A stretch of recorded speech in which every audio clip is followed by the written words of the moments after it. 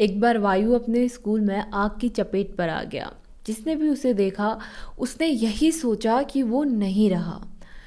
लेकिन जब उसे हॉस्पिटल ले जाया गया तो उसकी माँ को वहाँ बताया गया कि वो काफ़ी झुलस चुका है, उसका मरना तो तय है। ये सुनते ही वायु की माँ बेहोश होकर गिर पड़ी।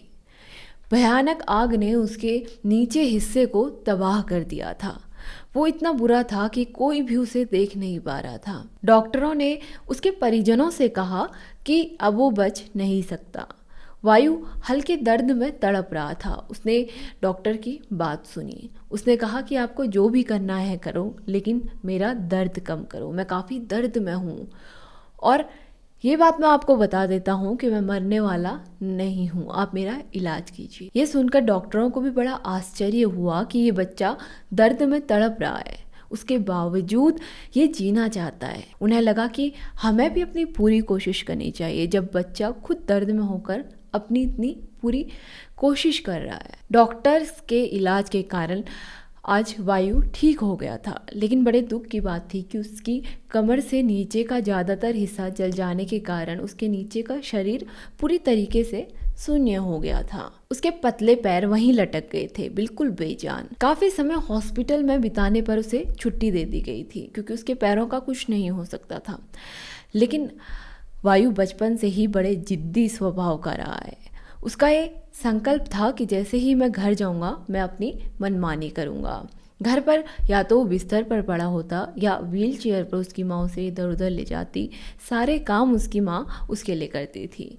एक दिन जब उसकी माँ उसे बाहर गार्डन में घुमाने के लिए ले गई तो उसने खुद को कुर्सी से नीचे फेंक दिया और अपने पैरों को पीछे खींचकर खुद को घास से घसीटता हुआ आगे ले गया। ये देखकर उसकी माँ बड़ी चिल्लाई।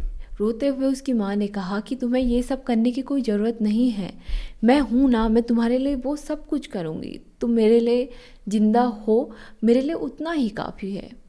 वायु ने कहा कि मैं आपके सामने हूँ तो मैं अपनी जिद की वजह से, और मैं पूरी ज़िंदगी एक कुर्सी पर बैठकर नहीं रहना चाहता हूँ, मुझे उठाने की ज़रूरत नहीं है। ये बात सुनकर उसकी माँ थोड़ा दूर हो गई। उसकी माँ को बहुत ज़्यादा दुख हो रहा था। वो रेंगते रेंगते एक दीवार पर पहुंचा।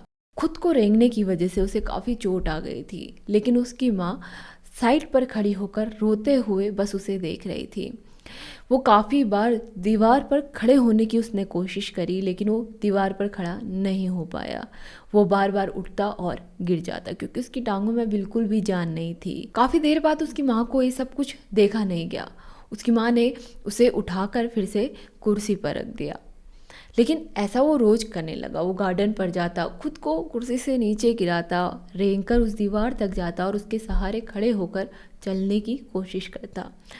काफ़ी समय लगा उसे चलने पर, लेकिन उसने खुद को घसीट कर खुद के पैरों पर खड़ा होना तो सीख लिया और उसके साथ साथ चलना भी सीख लिया। वो उसकी जिद ही थी कि उसने उसे खड़े होने पर, रुकने पर, चलने पर और दौड़ने पर इतना मजबूत बनाया। हो सकता था कि उसकी जो मानसिक स्थिति थी, अगर वो सही नहीं होती तो वो बचता ही नहीं, वो इस दुनिया में ही नहीं होता। उसकी जिद की वजह से वो आज जिंदा था। वो उसकी जिद ही थी कि आज वो खुद के पैरों पर खड़ा था, चल सकता था। कभी कभी खुद को सफल बनाने के लिए, अच्छे कामों के लिए थोड़ी जिद जरूरी होती है। जैसे वायु की जिद ने उसे आगे बढ़ाया और खुद के पैरों पर खड़ा होने के काबिल रखा।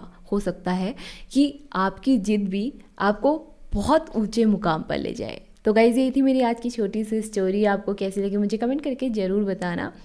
और इतनी गर्मी पड़ रही है तो चिड़ियाओं के लिए दाना पानी ज़रूर रखें। मिलते हैं आपसे अपनी अगली वीडियो में, तब तक के लिए गुड बाय, टेक केयर।